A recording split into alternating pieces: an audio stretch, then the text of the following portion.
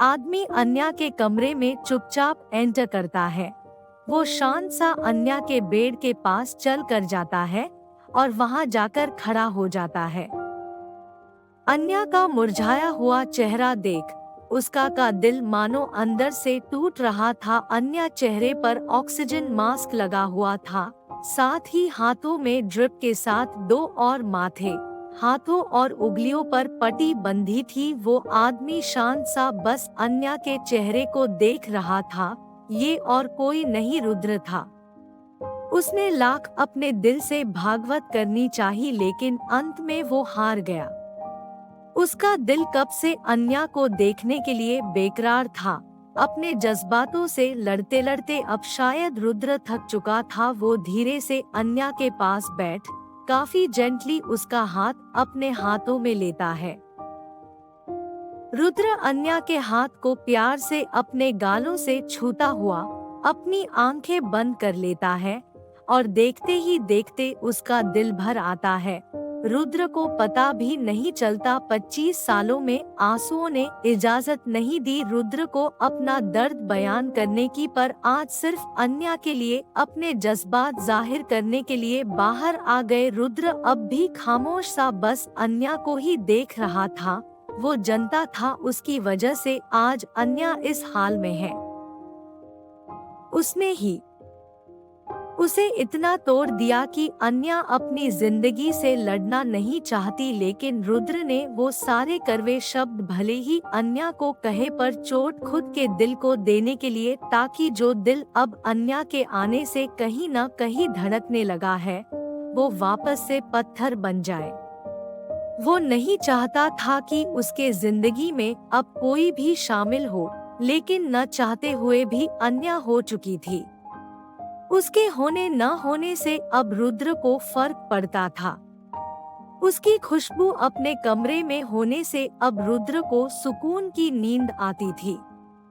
रात को अन्या धड़कन का शोर रुद्र के लिए रात राग की तरह था। उसका वो मासूम चेहरा देख रुद्र की दिन भर की थकान पल में कहीं जैसे गायब हो जाती थी। रुद्र ने कभी अपने जज्बातों को समझना नहीं चाहा, लेकिन अब वही जज्बात उसे अन्या के तरफ खींच रहे थे और अतीत के कुछ अनकहे पन्नों का दर्द रुद्र को इस कदर सख्त बना दिया है कि वो ना चाहते हुए भी अन्या को हर्ट कर देता है। रुद्र अब भी खामोश सा उसे देखता रहा, फिर अन्या के सिर की तरफ झुक प्यार से उसके सिर को सहलाते हुए काफी दर्द भरे आवाज में कहता है, उठ जाओ वाइफी, मैं तुम्हें ऐसे नहीं देख सकता, उठ जाओ। इतना बोल रुद्र आगे बढ़ अन्या के माथे को चूम लेता है। उसके स्पर्श से अन्या के पूरे शरीर में एक करंट सा दौड़ गया। जैसे ही रुद्र उठने होता, अन्या अपने उंगलियां हिलाते हुए जो कि रुद्र के हाथ में थी, धीरे धीरे अपनी आंखें खोलती है। रुद्र जो जाने ही वाला था, अन्या में हलचल देख वापस से उसकी तरफ पलटा। अन्या को अपनी आंखें खोलता देख रुद्र के दिल में खुशी की लहर दौड़ जाती है। वो वापस से उसके पास झुककर उससे कुछ कहने ही वाला होता है कि अन्या एक दो बार पलकें झपका कर वापस से अपनी आंखें बंद कर लेती है। ये देख रुद्र उसका गाल थपथपाते हुए उसे पुकारता है, वाइफी उठो, एक बार और आंखें खोल दो ना मेरे लिए प्लीज। इतना बोल वो एक बार फिर अच्छा के माथे को चूस लेता है। अब तक नर्स आ चुकी थी और रुद्र की बातें सुन कहती है, सर आपको अब जाना होगा, मुझे डॉक्टर को इन्फॉर्म करना है इनके चेकअप के लिए। नर्स के इतना बोलते रुद्र एक गुस्से वाली नजरें उससे पे डालता हुआ कहता है, तो डॉक्टर को बुलाओ, मैं कहीं नहीं जा रहा हूँ। नर्स घबराते हुए कहती है, सर आप ही ने कहा था आपके यहाँ होने का किसको पता नहीं चलाना चाहिए, अगर मैंने डॉक्टर को बुलाया तो सबको पता चल जाएगा। नर्स के ये कहने पर रुद्र को रियलाइज होता है अब वो अपने जज्बातों में बह रहा, इसलिए वो जल्दी से खुद को काबू कर अन्या के माथे को प्यार से सहलाकर वहाँ से निकल जाता है। नर्स तुरंत डॉक्टर को इन्फॉर्म करती है। डॉक्टर भागते हुए अन्या के कमरे में आते हैं, जिससे देख बाहर बैठे शौर्य, रेहान, तविश, अभय सब घबरा जाते हैं। वो अब बस डॉक्टर के बाहर आने का इंतजार करने लगते हैं। डॉक्टर 10-15 मिनट अन्या को चेक कर नर्स को कुछ इंस्ट्रक्शंस देते हुए बाहर आते हैं। सब डॉक्टर को बाहर आता देख उन्हें चारों तरफ से घेर लेते हैं।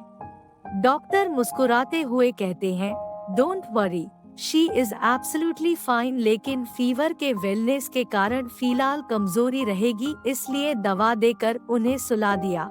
कल सुबह तक वो होश में आ जाएगी, तब आप सब उन्हें मिल सकते हैं। डॉक्टर का ये कहना सबके चेहरे पर राहत की लकीर दिखने लगी। रेहान तो इतना खुश हो गया कि उसने डॉक्टर को हक करते हुए कहा, थैंक यू डॉक्टर, आपका बहुत बहुत धन्यवाद। डॉक्टर उसके इस जेस्चर पर मुस्कुराते हुए वहाँ से चले गए। तविश दिग्विजय जी को इन्फॉर्म करने वहाँ से चला गया। अभय एक ठंडी सांस भरते हुए कहता है, पता नहीं ये रुद्र कहाँ है। इतने मैसेजेस और कॉल्स किए लेकिन किसका भी आंसर नहीं दिया। उसे इस वक्त अपने सारे काम छोड़ यहाँ होना चाहिए था। शौर्य अभय के कंधे पर हाथ उससे शांत रहने का कहता है, शांत अभय, आई एम श्योर भाभी की हालत के बारे में जैसे ही रुद्र को पता चलेगा वो सबसे पहले यही आएगा। तभी अभय कहता है, पता नहीं क्यों मुझे ऐसा लगा रहा है अपने अतीत से रुद्र भाभी को जोड़ उन्हें खुद से अलग करना चाहता है। उसने तो अभी तक भाभी को सबके सामने अपनी पत्नी तक नहीं मान। शौर्य अभय की बात सुन घेरी सांस लेते हुए कहता है, लेकिन मेरा दिल कहता है कि भले ही उसने सबके सामने नहीं कबूला, पर अपने दिल में भाभी को अपनी पत्नी कबूल कर चुका और बहुत जल्द सबके सामने भी करेगा। फिर एक रहस्य अंजदज में कहता है, लेकिन शायद उसके लिए हमें उंगली जरा टेढ़ी करनी होगी। ये सुन अभय असमंज में शौर्य को देखता है, तो शौर्य एक रहस्यमय मुस्कान के साथ उसे देखता है। फिर अपने पेट पर हाथ रख भोली सूरत बनाते हुए कहता है, चल भाई कुछ खाते हैं, बहुत भूख लगी है। उसके बाद बाकी सब सोचेंगे। सब लोग कैंटीन में खाना खाने चले गए। वही रुद्र अपनी कार के बाहर खड़ा कब से काले आसमान को देख रहा था। उसे अन्या को चेहरा याद आ रहा था। रुद्र को अपने जज्बात जाहिर करने बिल्कुल नहीं आते, इसलिए उसे समझ नहीं आ रहा था कि जो वो फील कर रहा है अन्या के लिए वो क्या है। तभी उसके फोन में एक मैसेज आता है, जिसे देख रुद्र कुछ राहत की सांस लेता है। अन्या बिल्कुल ठीक है, ये जान के उसके दिल को इतना सुकून मिल रहा था वो बता नहीं सकता था। आज रुद्र ने अपने जज्बातों में बहकर अन्या को अपनी वाइफ पुकारा था, जिसका आज रुद्र को कोई गिला नहीं था। उसने मन ही मन अन्या को तब से अपनी बीवी माना था जब से उसने उसके मांग में वो सिंदूर भरा था, लेकिन आज उसने खुद से कबूला था। अब अन्या और दुनिया के सामने कबूलना बाकी था। रुद्र वैसे ही हॉस्पिटल के बाहर खड़ा रहा। उसकी नजर अन्या की रूम की खिड़की पर थी। वो अंदर जाना तो चाहता था, लेकिन कुछ सोच रुक गया और बस ऐसे ही सुबह हो गई। अन्या के चेहरे पर रोशनी की किरण गिरने से उसकी पलकें हिलने लगी। उसने धीरे धीरे अपनी आंखें खोली। पहले तो उसे सब धुंधला दिख रहा था, जिसके कारण वो बार बार अपनी पलकें झपका रही थी। उसे समझ नहीं आ रहा था कि आखिर वो है कहाँ। सीलिंग और अपने आसपास की चीजों को देख रही थी। डॉक्टर अन्या को चेक कर मुस्कुराते हुए देख कहते हैं, अब आप कैसा फील कर रही है। अन्या का डॉक्टर की आवाज सुन उनकी तरफ देखती है और अटकते हुए कहती है, ठीक फील कर रही हो डॉक्टर। डॉक्टर अन्या का जवाब सुन मुस्कुराते हुए कहता है, ये तो अच्छी बात है। वैसे आपकी फैमिली आपके लिए काफी वरीड है। आप रेस्ट करें, मैं उन्हें अंदर भेजता हूँ। इतना बोल के डॉक्टर बाहर चले गए। रेहान सबसे पहले भागता हुआ अंदर आता है। जैसे ही अन्या को देखता है तो झट से उसे गले लग कहता है, कितना डरा दिया था आपने भाभी, मुझे लगा मैंने आपको खो दिया, प्लीज दोबारा ऐसा मत करना, मुझे छोड़कर मत जाना।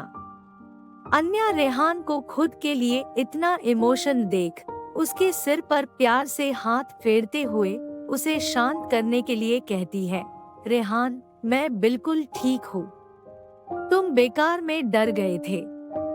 तभी अन्या की नजर रेहान के पीछे खड़े तविश पर जाती है तो वो कुछ सोच रेहान का मूड लाइट करने के लिए आगे कहती है, अभी तो तविश की लैला की शादी में भी हम दोनों को नाचना है। अन्या की बात सुन रेहान मुस्कुरा देता है तो तविश मुंह बनते हुए कहता है, क्या भाभी आप दोनों की सुई वही अटकी है। अभी तक तविश के इतना बोलते ही अभय उसके कंधे पर हाथ रख गंभीर स्वर में कहता है, तविश ये लैला कौन है। अभय के इतना पूछने पर तविश की तो सिटी पीटी खुल हो जाती है। वो हड़बड़ाते हुए कहता है, कोडोट कोई नहीं भाई, वो तो रेहान और भाभी तो बस मेरा मजाक उड़ने के लिए हर वक्त ऐसे ही मुझे चिढ़ते हैं। आप जैसा सोच रहे हैं वैसा कुछ नहीं है, सच्ची। अभय उसकी बात सुन शक भरी निगाहों से कहता है, सच्ची। तविश जबस्ती की मुस्कान के साथ कहता है, हाँ भाई सच्ची। तविश का ये हाल देख शौर्य, अन्या और रेहान तीनों मुंह दबाकर हंस रहे थे। तभी अन्या के सिर पर दिग्विजया जी अपना हाथ रख प्यार से कहते हैं, बेटा आपने तो डरा ही दिया था, अब आप कैसा फील कर रही है। अन्या दिग्विजय जी के तरफ मुड़ हल्की मुस्कुराते हुए कहती है, मैं बिल्कुल ठीक हूँ दादाजी, लेकिन आपके चेहरे को देख नहीं लग रहा है आप ठीक हैं। कितने थके हुए लग रहे हैं आप, कहीं मेरी चिंता में। दिग्विजय जी अन्या को कहता है, वो क्या है न बेटा, जब से आप आई है आपने ही मेरा इतना ख्याल रखा कि अब मुझे अपना ख्याल रखने की आदत नहीं रही। उनकी बात सुन अन्या भी मुस्कुरा देती है तो रेहान मुंह बनते हुए कहता है, तो अपना ख्याल रखने के लिए अपने दादी डार्लिंग ले आओ ना देनू बाबा, अब मेरी एक अकेली भाभी कितनी को संभालेगी। रेहान की बात सुन दिग्विजय जी उससे घूरते हुए कहता है, अपनी भाभी की इतनी फिक्र है तो तुम क्यों नहीं ले आते अपने लिए बीवी। सबसे ज्यादा तो अन्या बेटा को तुम्हारा ख्याल रखना पड़ता है, मेरा नहीं। रेहान और दादाजी की ये खाती मीठी नोक झोंक देख अन्या बस मुस्कुरा देती है, लेकिन उसकी नजरें वहाँ किसी को तलाश कर रही थी। वहाँ सब थे सिवाय रुद्र को। इनफैक्ट आकाश जी भी दरवाजे से खड़े होकर अन्या को देख रहे थे।